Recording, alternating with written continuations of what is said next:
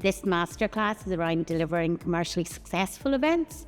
And what was the real driver behind this was that our events industry and organisers have been telling us the challenges that they're facing over the last couple of years, really. So we listened to what we were told, we listened to what they asked, and we decided to develop this masterclass with a range of key speakers who will actually help to share their expertise. I think these events are really important for our industry to show that we can help support, not just financially. Everyone's budgets are challenged at the moment, so this is a way that we can try and really share that support across as many events as possible and listen to what their challenges are and help work with them to address those, but also create an opportunity for the events industry and organisers across Northern Ireland to get together. They're usually so busy delivering the actual events, they don't have time to network, to share experiences, to share woes and share learnings. So I think that in itself is such an important reason to hold these events. I am here today to talk about Garden Show Ireland, which is a long-established Northern Ireland annual event. It's a 3-day festival of flowers, food and fun. Started out life as a privately owned and commercially operated event, and the council I work for purchased it back in 2019, and now it's one of our 2 flagship events. In trying to address the challenges, and particularly the financial ones, is we really try and collaborate as much as we can, both internally within our own organisation, but also within our community and with key stakeholders across our borough. I think it's vital that you really know and understand your event and the offer, and then know your audience. I would really recommend that people can, to get that access to the data of who's coming to your event, find out why they're coming.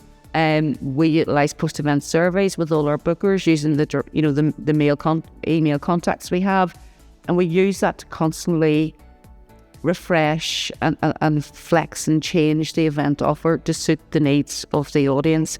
And I think if you have that intelligence, it helps you move forward in so many other areas to the benefit of improving your event.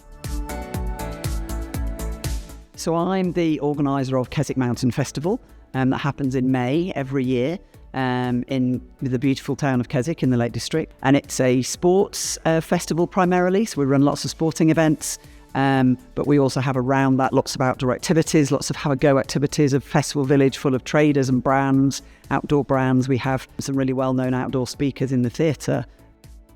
I think we've talked a lot today about sponsorship and bringing brands and corporate sponsors involved. And I think what's critical there, it's something that we've done with Keswick Mountain Festival and I've done with other events that I've been involved with. And I think networking, getting to know those sponsors, really understanding what it is they're trying to get out of your event, because they're all going to be different. Some people are going to want the on-site experience and engagement with the visitor. Some are going to want the PR in advance and social media in advance, and some people are going to want to have promotion to their staff internally. So they're going to be different in terms of wanting to start to attract those sponsors.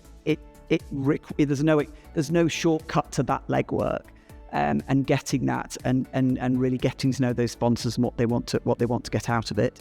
If you know that a sponsor wants a particular thing, make sure you have the systems in place in some way or other to measure that benefit so that you can play to them afterwards. You can say, this is what we achieved together, and that way they're much more likely to be able to renew that sponsorship going forward.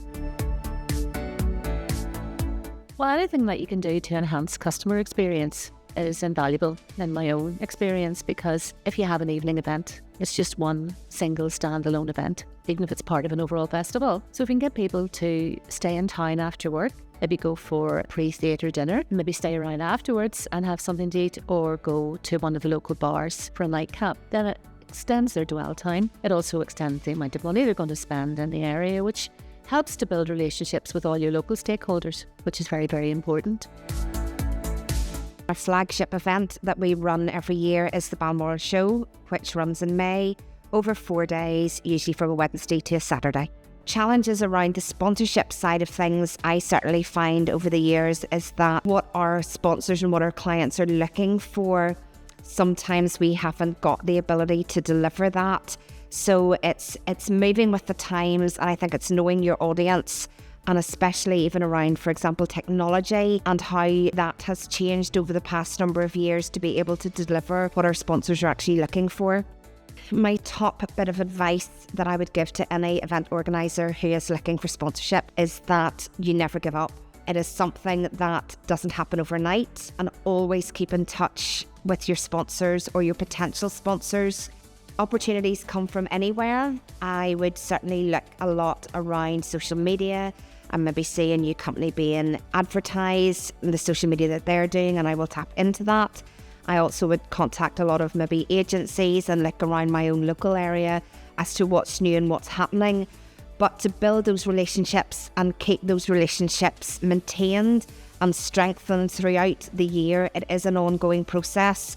So whether it's post-show, when you are thanking them for their support, for keeping in touch with them, asking them for the business for next year if it's went well, and always asking for feedback. Is there something I could do differently? Is there something that would work better for them?